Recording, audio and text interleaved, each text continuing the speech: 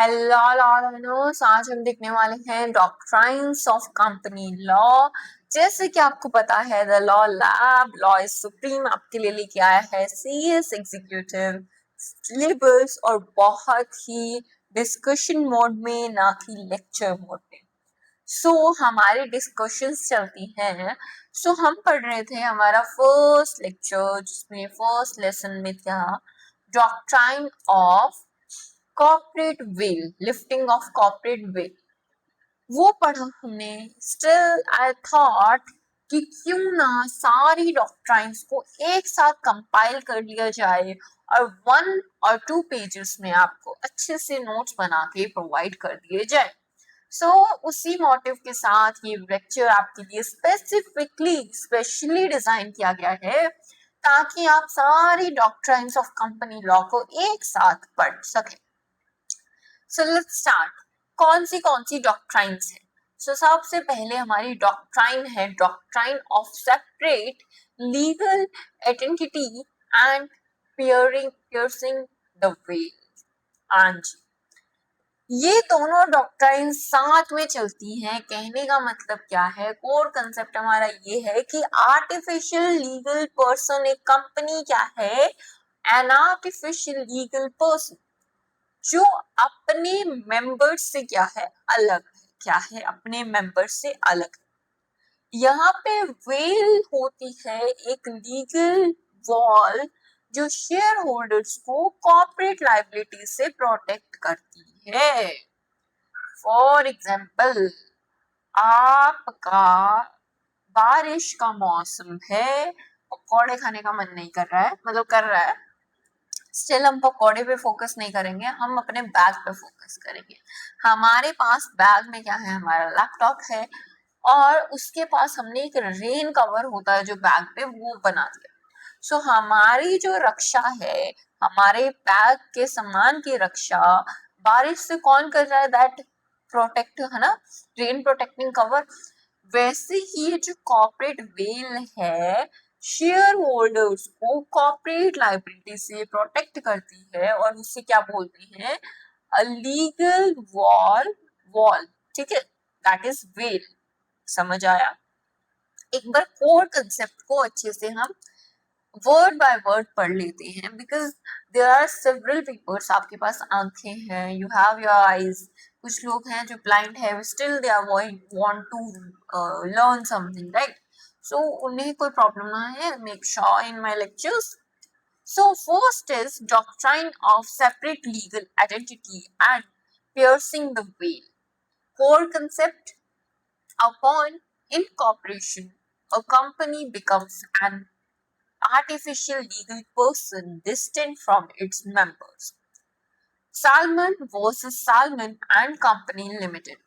The veil creates a legal wall protecting shareholders from corporate liabilities. So this is our core concept. इसके साथ हम पढ़ेंगे lifting the corporate veil. Disregarding the corporate personality to reach the individuals behind it. Corporate personality है, हमें पता है कि अलग पर्सन है, स्टिल कॉर्पोरेट वेल को हटाया, लिफ्ट किया गया ताकि उसके पीछे इंडिविजुअल्स कौन है उसे देखा जा सके। So this is the doctrine of separate legal identity and piercing the well. I hope ये चीज क्लियर हो गई है। इसके साथ साथ हम देखने वाले हैं जुडिशियल ग्राउंड्स। क्या क्या जुडिशियल ग्राउंड्स है? तो केस लॉज हम देखते हैं और यहाँ पे क्या है, टैक्स एविएशन है। कुछ कम लोग क्या होते हैं, बहुत चतुर होते हैं, है ना, क्या करते हैं, कंपनी बना लेते हैं सिर्फ टैक्स अवॉइड करने के लिए। Company form solely to avoid taxes, जैसे कि देनशा मैनिकजी पैथी ने किया था। Next is enemy character, determination of controlling mind during war. ये हमारे पास डाल्मर को वर्सेस कॉन्टिनेंटल टायर का केस है। इसके साथ साथ क्या, प्रिवेंशन ऑफ फ्रॉड, फ्रॉड से बचाने के लिए हम क्या है, लिफ्टिंग ऑफ कॉर्पोरेट वेल हमें करना पड़ता है। Avoiding legal obligation, Gilford motor company versus Horne. Welfare accordance, avoidance, welfare की अवॉइड करना। Shape to reduce bonus liability workman of associated rubber. ये चीज है हमारे पास। केस लॉज है जुडिशियल ग्राउंड पे कि क्यों ये कॉर्पोरेट लाइबिलिटी जो है हमारी जो है उसे पर्सनालिटी से वेल लिफ्ट की जाती है। स्टैट्यूटरी प्रोविजंस की बात करें तो कंपनी एक्ट हमारे पास है 2013 का, सेक्शन 7 सब क्लॉज 7 कहता है इनकॉर्पोरेशन बाय फर्निशिंग फॉल्स या इनकरेक्ट इंफॉर्मेशन। सेक्शन 339 कहता है fraudulent trading during winding up of company. Section 447 कहता है strict liability and punishment for fraud. Fraud करोगे तो बच के कहां जाओगे। सेक्शन 251 सब क्लॉज 2 कहता है fraudulent application for removal of company name. ठीक है, so these are some statutory provisions. तो ये चीज हमें पढ़ना था किसके बारे में, doctrine of legal separate legal identity and piercing the veil. ठीक है, आई होप इट्स क्लियर। अब नेक्स्ट जो डॉक्ट्राइन है वो बहुत इंपॉर्टेंट है। इसका एक जुड़वा भाई या बहन आप कह सकते हो है ultra vires, doctrine of ultra vires. Ultra का मतलब क्या होता है, बियॉन्ड, और ना अल्ट्रा प्रोटेक्शन, तो बियॉन्ड। वायरस का मतलब क्या होता है, पावर्स होते हैं। वो वायरस मतलब जो दिमाग में वायरस घुस जाता है ना पावर्स आने के बाद, वही वायरस की बात की जा रही है। Jokes apart, ultra means beyond, vires means powers. अब बियॉन्ड पावर्स की क्या डॉक्ट्राइन है, an act done by a company beyond the powers conferred by its memorandum of association MOA. Object clause is ultra virus। अगर वो ultra vires अपनी जो मतलब मैंने मान लिया मैं 100 रुपए लूंगी तुमसे मेरे कोर्स का, है ना, नहीं ले रही हूँ ना पर लेना चाहिए, थैंक्स का आप डाल सकते हो, ठीक है। अब यहाँ पे क्या है, अल्ट्रा वायरस का क्या है, फॉर एग्जाम्पल मैंने बोला कि मैं 100 प्रोडक्ट्स बेचूंगी, मैंने बेच दिए 1000, वो क्या है मेरी जो मेमोरेंडम है एसोसिएशन है तो उससे बढ़ गया ना, बियॉन्ड पावर्स चली गई, तो दैट इज अल्ट्रा वायरस का डॉक्ट्रिन था। लीगल इफेक्ट क्या होता है, such acts are void ab initio, बिल्कुल स्टार्टिंग से ये क्या होता है, zero in the eyes of law होती है, void from inception and have no legal efficiency. They cannot be rectified even by 100% antinomous vote of shareholders.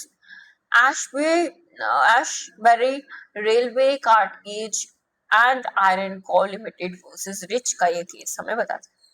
Ultra vires तो company की बात करें तो एब्सोल्युटली नल एंड वॉइड होती है, can't be validated under any circumstances.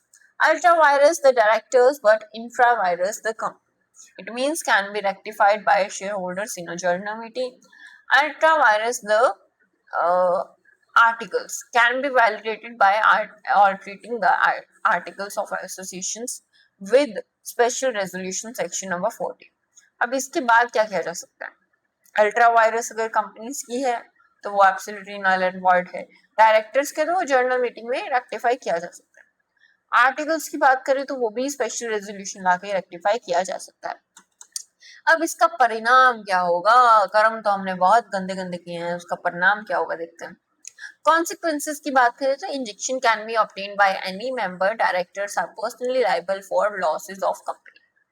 तो injunction किसी भी मेंबर से लिया जा सकता है, डायरेक्टर्स जो है वो पर्सनली लायबल होंगे for the loss of company, that is doctrine of ultra vires. मैं बच्चा हूँ, मेरे को 100 रुपए मम्मा ने दे के भेजे कि मम्मा बेटा बेटा चीजी ले आना, आप वो सियाने हमारे करियाने वाले दुकान के, सोचा बच्चा है इसको 100 का नहीं 150 का सामान दे देता, 150 का सामान दे देता तो क्या है, बाद में 50 रुपए इसकी मम्मी से ले लेंगे कि भाई वो तो 150 का ले गया, जिद करने लग गया। अब यहाँ पे जो दुकानदार है वो क्या कर रहा है, बियॉन्ड पावर्स अपना काम कर रहे हैं। अब मम्मी आई, मम्मी कहती भाई 100 रुपए का 100 दे के बेचे थे, 150 कैसे ले आया सामान।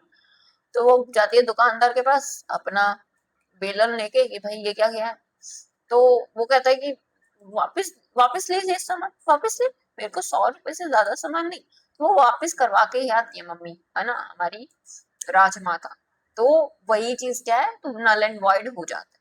अगर मम्मी को लगा कि भाई का सामान अच्छा है, रेक्टिफाई ठीक है, लगा लिए 50 रुपए, कोई बात नहीं, है ना, नई फेयरनेस कर क्रीम आई थी तो लगा दिए 50 रुपए, कोई बात नहीं, तो वो रेक्टिफाई भी किया जा सकता है शेयर होल्डर्स के द्वारा।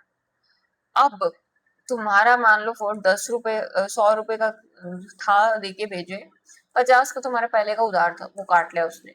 तो वही चीज क्या है, आर्टिकल ऑफ एसोसिएशन में क्या है, तो स्पेशल रेजोल्यूशन से क्या है, चेंज किया जा सकता है, ऐसा समझ लो ना, समझने के लिए बस। Next doctrine is doctrine of constructive notice. Constructive notice क्या होता है भाई, नोटिस, कंस्ट्रक्टिव नोटिस क्या मतलब है इसका, कंसेप्ट देखते हैं। आर्टिकल सेक्शन जो हमारा कंसेप्ट है under section 399 of the companies act 2013, the memorandum and articles of association are public documents. क्या होते हैं ये, एमओए या फिर एओए जो है वो क्या है, पब्लिक डॉक्यूमेंट्स होते हैं upon registration with the registrar of companies. तो ये हमें पता है पब्लिक डॉक्यूमेंट्स होते हैं। अब ये प्रिज्यूम किया जाता है कि कोई भी पर्सन, प्रिजम्पशन क्या रहती है कि कोई भी पर्सन कंपनी के साथ कॉन्ट्रैक्ट करने आ रहा है तो वो पढ़ के आया है, समझ के आया है, इंटरप्रेट करके आया है इन डॉक्यूमेंट्स को in their proper legal sense. ठीक है, मतलब मेरे को मैम ने होमवर्क दिया और बोला और ये रिज्यूम कर दिया कि भाई डॉक्ट्राइन ऑफ कॉन्स्टिट्यूशनल, ये जो कंस्ट्रक्टिव नोटिस है वो पढ़ के आना, बोल दिया, और अगले दिन वो पढ़ाया ही नहीं, ये प्रिज्यूम कर लिया कि तुम पढ़ के ही आए हो। और अगर मेरे टेस्ट में वो टॉपिक आ गया कंस्ट्रक्टिव नोटिस का, और मैं ये नहीं बोलूंगी मैम को, मैम पढ़ा ही नहीं तुमने, भाई ये तो प्रिज्यूम किया जाता है ना तुम पढ़ के आए हो घर से। तो वही चीज यहाँ पे होता है कि एमओएम और एओए जो है वो पब्लिक डॉक्यूमेंट्स है जो तुम्हें कंपनी से आने से पहले क्या है पता होना चाहिए। इंटरव्यू देने जाते हो तो भी कंपनी के बारे में क्या है आपको ऑलरेडी नॉलेज होना चाहिए। तो दिस इज द थिंग। देखिए रिकॉर्डिंग हो रही है ढंग से, हाँ जी हो रही है। सो इम्पैक्ट क्या होता है इसका, operates in the favour of company against third parties, third parties के अगेंस्ट में फेवर में ऑपरेट करता है। अब third party can't claim ignorance of limitations contained in MOA और एओए। ठीक है, तो ignorance of limitation third party claim नहीं कर सकता। भाई पता है मैं गन्ना बेच रहा हूँ तो तुम गुड़ लेने कैसे आ गए, है ना, वही चीज है। तो वो मेमोरेंडम ऑफ अंडरस्टैंडिंग वगैरह पढ़ के आना चाहिए। नेक्स्ट जो हमारे पास है doctrine of indoor management, Turquand rule जो होता है वो क्या होता है देखते हैं। अब ये क्या होते हैं, एक्सेप्शन होती है किसकी, डॉक्ट्राइन ऑफ कंस्ट्रक्टिव नोटिस की। Protects innocent third party, protects innocent third parties dealing with the company in good faith. कुछ लोग हैं गुड फेथ में आते हैं कि भाई भला हो जाए इनका, इसमें थर्ड पार्टी के कॉन्ट्रैक्ट जो इनोसेंस थर्ड पार्टी में है उसे प्रोटेक्ट करने के लिए डॉक्ट्राइन है। इसे बोलते हैं डॉक्ट्राइन ऑफ इंडोर मैनेजमेंट। भाई मैं अभी तक मोमोज का ठेला लगा रही थी, अब मेरे पास कस्टमर आते थे कि भाई मोमोज मिल जाएंगे यहाँ पे, अच्छे वाले पनीर मोमोज सारे मिल जाएंगे, हर तरह के मिल जाएंगे, है ना। पर हुआ क्या मैंने आज चाउमीन का ठेला लगा दिया। कस्टमर्स आए भाई अलग अलग जगह से, लक्ष्मी नगर से आए, कहीं से भी आए, है ना, आ गए भाई, पहुंच गए विश्वविद्यालय मेट्रो स्टेशन। अब वहां पे पहुंचने के बाद भाई मैंने तो क्या है चाउमीन का रेडी लगा के बैठी हूँ, और क्यों नहीं भैया कि भाई पत्ता गोभी नहीं मिली मेरे को, इसीलिए मैंने आज चाउमीन का रेडी लगा दी। तो ठीक है जी, तो वो क्या है, वो कहता नहीं नहीं हमें तो मोमोज ही खाने हैं, अब तुम हमारे आने जाने का पैसा वापस दो, है ना। एग्जाम्पल है वो ले नहीं सकते ऐसे, पर फिर भी, है ना। तो वैसे ही है कि इंडोर में तुम्हारा कुछ भी होता जाए, अब डॉक्ट्राइन ऑफ कंस्ट्रक्टिव नोटिस तो हम एक्सेप्शन उसका लेंगे। तुमने बोला तुम्हारे रेडी पे लिखा है मोमोज मिलेंगे, तो मोमोज क्यों नहीं मिल रहे हैं, तुम्हारे पास नहीं है सामान, रॉ मटेरियल नहीं है, तो तुम्हारी गलती है ना।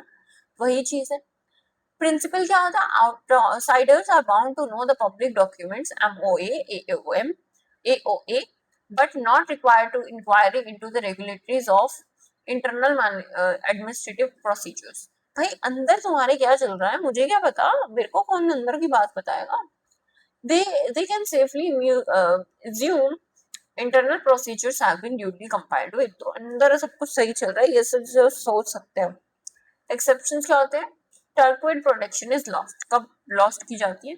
जब नॉलेज ऑफ इनरेगुलरिटी, जब सामने वाले को पता होगी भाई अंदर इसमें काम ढंग का नहीं चल रहा है, इंटरनल इफेक्ट है फॉर, तब ये चीज आपको इंडोर मैनेजमेंट का डॉक्ट्रिन का एक्सेप्शन नहीं मिलेगा। होमवर्ड वर्सेस पेटेंट राउरी मैन्युफैक्चरिंग को लिमिटेड है ना, तो ये हो गया। सस्पेक्शन और नेग्लिजेंस, तो सस्पेक्शन या नेग्लिजेंस हो unusual circumstances that ought to put a reasonable person on inquiry, तो आनंद बिहारी लाल जी का केस है।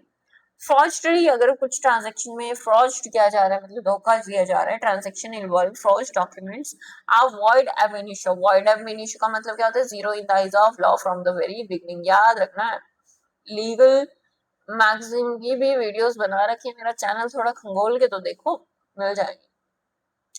रूल डज नॉट अप्लाई, तो रूल यहाँ पे अप्लाई नहीं होता है। किस कौन सा रूल? इंडोर मैनेजमेंट का। तो रोबेन वर्सेस ग्रेट फिनॉल कंसोलिडेटेड का ये है। acts outside apparent authority, officers acts beyond delegated power without company holding them out as authorized, ठीक है। तो acts outside apparent authority, outside authority काम कर रहा है तब भी ये चीज नहीं मिलेगी। आगे की 3 डॉक्ट्राइन्स हैं और इसके बाद खत्म, है ना, मैं पहले क्यों दिखाऊं। ठीक है, डॉक्ट्राइन ऑफ अल्टर ईगो, ये जो है कॉर्पोरेट क्रिमिनल लाइबिलिटी से रिलेटेड होती है। देखते हैं कंसेप्ट क्या है भाई? A company being an artificial person acts through human beings under the doctrine of attribution, the mental status, mensia, and intent of key officers directing corporate mind or will are attributed to the company. Application ये सब syllabus में क्या है इसका? की landmark जो case है हमारे पास, Aridum India Telecom Limited versus Motorola Incorporated, established that the corporations can be prosecuted for offences in filing criminal attendments through their alter ego directors management. alter ego का मतलब क्या है? Corporate criminal liability. अगर तुम्हारी, देखो ठीक है, मान लिया कि कंपनी क्या है, आर्टिफिशियल पर्सन है, लेकिन एक्ट तो ह्यूमन बीइंग है कि भाई वो कठपुतली चला कौन रहा है? वो कंपनी की कठपुतली की, हाँ, जो वो डोर है वो किसके हाथ में है? ह्यूमन बीइंग्स के हाथ में है।